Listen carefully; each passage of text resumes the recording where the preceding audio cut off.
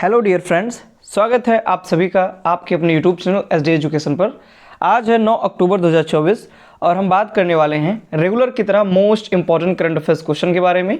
जैसा कि आप सभी लोग जानते हैं, हम अपने इस वीडियो में जो भी इंपॉर्टेंट करंट अफेयर्स के क्वेश्चन होते हैं उन सभी क्वेश्चन को यहाँ पर कवर किया जाता है। अगर आप किसी भी परीक्षा की तैयारी कर रहे हैं, कोई भी कॉम्पिटिटिव एग्जाम को लेकर के आप टारगेट बनाए हुए हैं, उसकी तैयारी अगर आप कर रहे हैं तो उसके लिए ये जो वीडियो होती है ये काफ़ी ज़्यादा इंपॉर्टेंट रहती है, क्योंकि करंट अफेयर्स का जो एक रोल रहता है वो हर एक एग्ज़ाम में रहता है। करंट अफेयर्स से क्वेश्चन जरूर पूछे जाते हैं। तो इसके लिए अगर आप कहीं से भी तैयारी करना चाह रहे हैं करंट अफेयर्स की, तो इसके लिए आप हमारा चैनल सब्सक्राइब करिए, क्योंकि यहाँ पर आपको डेली करंट अफेयर्स के वो इंपॉर्टेंट क्वेश्चंस देखने को मिलते हैं जो कि आगामी किसी भी परीक्षा में इंपॉर्टेंट होते हैं। तो अगर आप वीडियो पर पहली बार आए हैं तो प्लीज़ वीडियो को लाइक करें, अपने दोस्तों के साथ वीडियो को अधिक से अधिक शेयर करें और चैनल को सब्सक्राइब भी करें। बढ़ते हैं हम अपने वीडियो में आगे की तरफ। और सबसे पहले प्रश्न की अगर हम बात करें तो आज का हमारा सबसे पहला प्रश्न है, हाल ही में विश्व डिस्लेक्सिया दिवस कब मनाया गया? यानी कि जो विश्व डिस्लेक्सिया दिवस है, वर्ल्ड डिस्लेक्सिया डे, ये कब मनाया गया? ए ऑप्शन है 4 अक्टूबर, बी ऑप्शन है 5 अक्टूबर, सी ऑप्शन है 8 अक्टूबर और डी ऑप्शन है 7 अक्टूबर। तो इस प्रश्न का सही जवाब है ऑप्शन नंबर सी, यानी कि 8 अक्टूबर को विश्व डिस्लेक्सिया जो दिवस है वो मनाया गया। आप आर्टिकल में भी देख सकते हैं, वर्ल्ड डिस्लेक्सिया डे ये 8 अक्टूबर को मनाया जाता है। डिटेल में इसके बारे में अगर हम बात करें तो हर साल 8 अक्टूबर को विश्व डिस्लेक्सिया दिवस मनाया जाता है। और जो डिस्लेक्सिया होता क्या है, ये एक प्रकार का विकार होता है जो कि लगभग बच्चों के अंतर्गत पाया जाता है, जो कि इस विकार से पीड़ित जो बच्चे होते हैं उनमें पढ़ने की जो क्षमता होती है, पढ़ने लिखने की जो क्षमता होती है वो काफ़ी ज़्यादा कम होती है, यानी पढ़ने लिखने में बहुत ही ज़्यादा कमज़ोर होते हैं।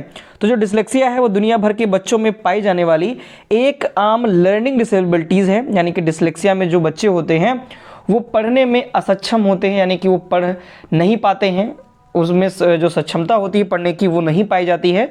इसको कहते हैं डिस्लेक्सिया। शुरुआत कब हुई थी? तो 8 अक्टूबर 2013 से इसकी शुरुआत हुई थी डिस्लेक्सिया डे मनाए जाने की। बात करें इसका उद्देश्य क्या होता है, तो उद्देश्य है दुनिया भर में डिस्लेक्सिया के बारे में जागरूकता और समझ को बढ़ावा देना। बढ़ेंगे हम अपने नेक्स्ट क्वेश्चन की तरफ। हमारा अगला क्वेश्चन है, हाल ही में भारतीय वायुसेना दिवस कब मनाया गया? यानी कि भारतीय वायुसेना दिवस ये कब मनाया जाता है? तो ए ऑप्शन है 3 अक्टूबर, बी ऑप्शन है 7 अक्टूबर, सी ऑप्शन है 9 अक्टूबर और डी ऑप्शन है 8 अक्टूबर। तो इस प्रश्न का सही जवाब है ऑप्शन नंबर डी, यानी 8 अक्टूबर को भारतीय वायुसेना दिवस मनाया जाता है। मोस्ट इंपॉर्टेंट क्वेश्चन है ये, पूछे तो जाने की पूरी संभावना है। पिछले कई सारे जो एग्जाम्स हैं उसमें पूछा भी गया है और आगे भी ये क्वेश्चन पूछा जा सकता है। तो बढ़ेंगे हम अपने क्वेश्चन में आगे की तरफ और डिटेल में जानेंगे भारतीय वायुसेना दिवस के बारे में। तो हर साल जो भारतीय वायुसेना दिवस है ये 8 अक्टूबर को मनाया जाता है और यह जो दिन होता है ये भारतीय वायुसेना की स्थापना का प्रतीक है। यानी इस दिन भारतीय वायुसेना की स्थापना हुई थी, इसीलिए हर साल 8 अक्टूबर को भारतीय वायुसेना दिवस मनाया जाता है। इस साल जो मनाया जा रहा है भारतीय वायुसेना दिवस वो 92वां वायुसेना दिवस है, यानी 92 जो वायुसेना दिवस इस बार मनाया जा रहा है।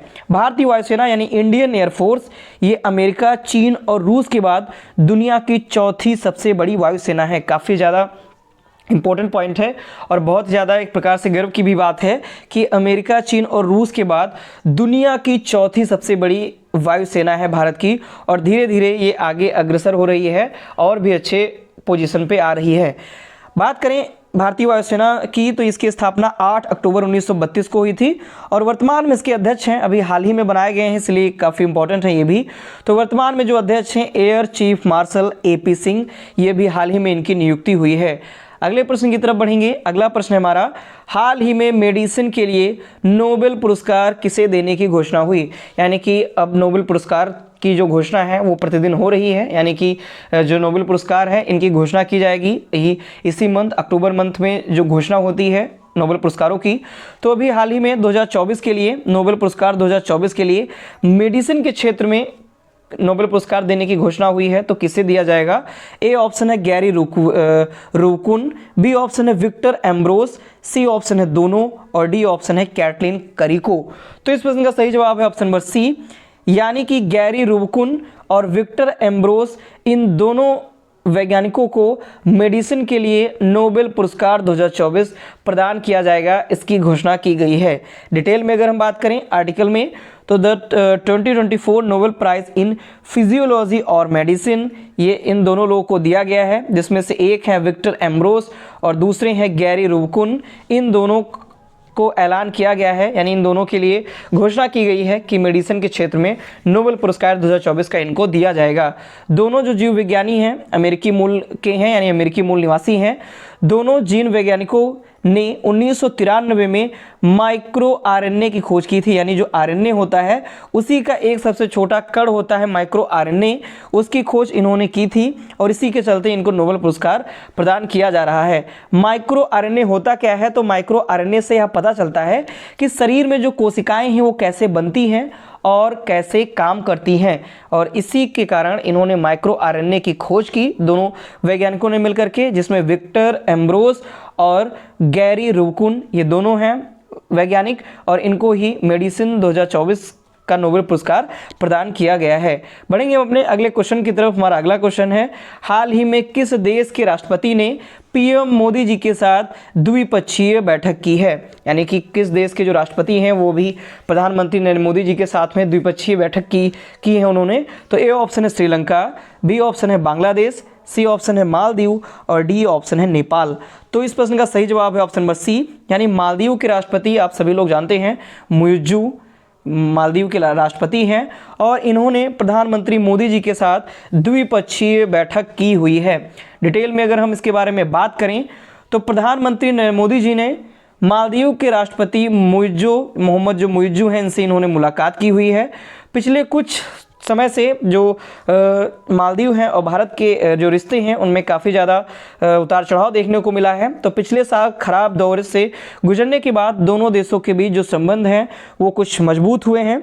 इस दौरान उन्हें गार्ड ऑफ ऑनर भी दिया गया, यानी कि जब मुलाकात हुई तो इस दौरान गार्ड ऑफ ऑनर भी प्रदान किया गया। मुइज्जू ने राजघाट स्थित महात्मा गांधी की समाधि पर श्रद्धांजलि भी अर्पित की, यानी कि जो मुइज्जू हैं ये राजघाट पर महात्मा गांधी जी की जो समाधि है वहाँ पर इन्होंने श्रद्धांजलि भी अर्पित की हुई है। बढ़ेंगे अपने हम नेक्स्ट क्वेश्चन की तरफ। हमारा अगला क्वेश्चन है, हाल ही में किसे जर्मनी में भारत का नया राजदूत नियुक्त किया गया, यानी अभी हाल ही में जर्मनी में भारत का नया राजदूत नियुक्त किया गया है। तो किसे नियुक्त किया गया?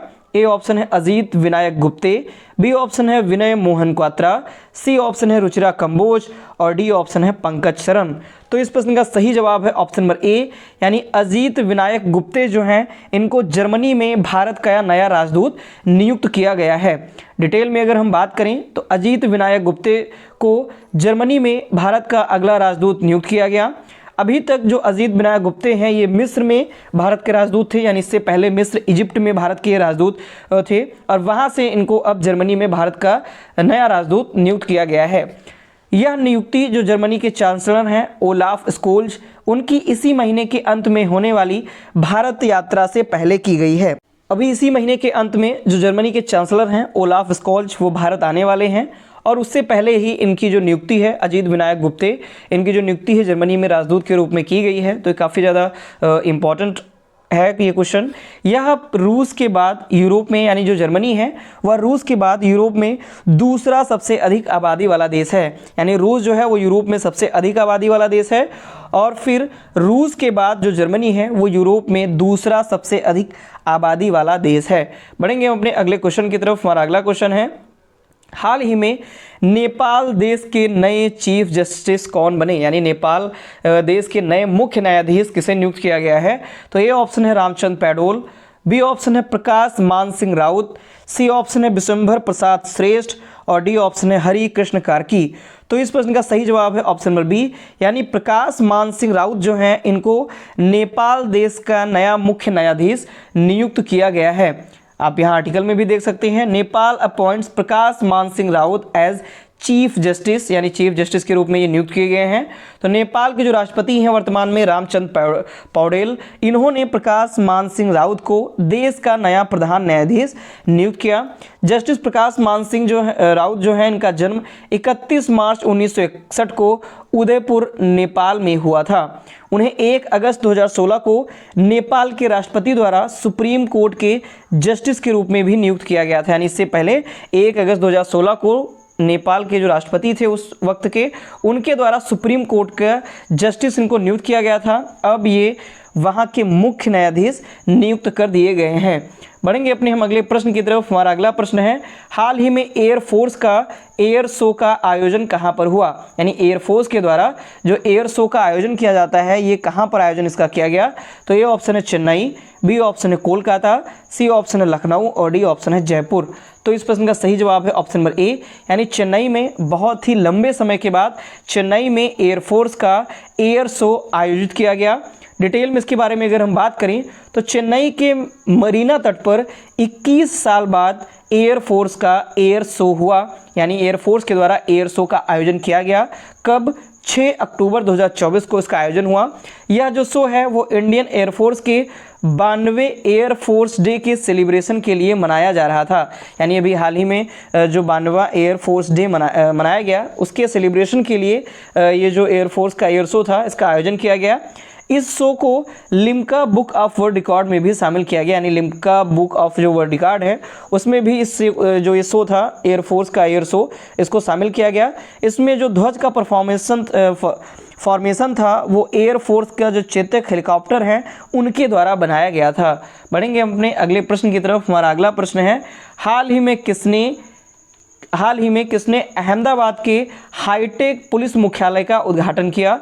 तो ए ऑप्शन है अमित शाह, बी ऑप्शन है नरेंद्र मोदी, सी ऑप्शन है राजनाथ सिंह और डी ऑप्शन है द्रौपदी मुर्मू। तो इस प्रश्न का सही जवाब है ऑप्शन नंबर ए, यानी कि वर्तमान में जो गृह मंत्री हैं अमित शाह, इनके द्वारा अहमदाबाद के हाईटेक पुलिस मुख्यालय का उद्घाटन किया गया।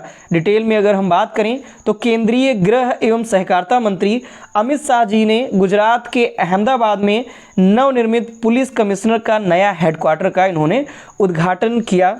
इसे 140 करोड़ रुपए की लागत से बनाया गया, यानी कि इसमें जो लागत आई वो 140 करोड़ रुपए की लागत थी। यह लगभग 18,000 मीटर स्क्वायर में बना 7 मंजिला बिल्डिंग है। इसके बारे में और भी इम्पोर्टेंट की पॉइंट्स हैं।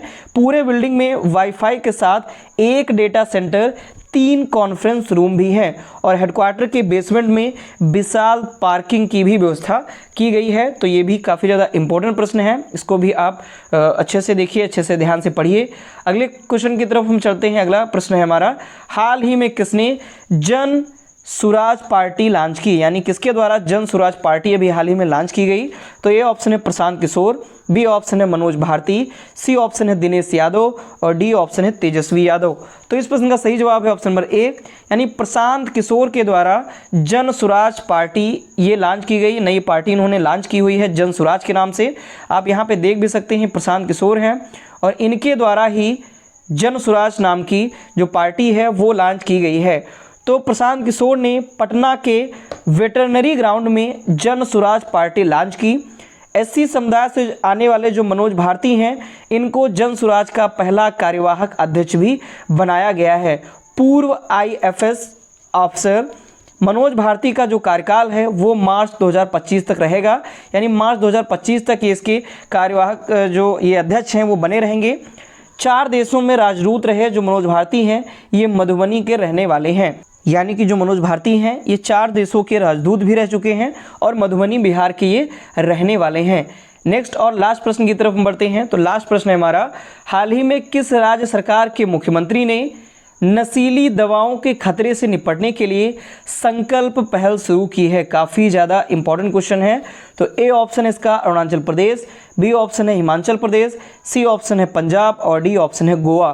तो इस प्रश्न का सही जवाब है ऑप्शन नंबर बी, यानी हिमाचल प्रदेश के जो मुख्यमंत्री हैं वर्तमान में सुखविंदर सिंह सुक्खू, इन्होंने नशीली दवाओं के खतरे से निपटने के लिए संकल्प पहल शुरू की हुई है।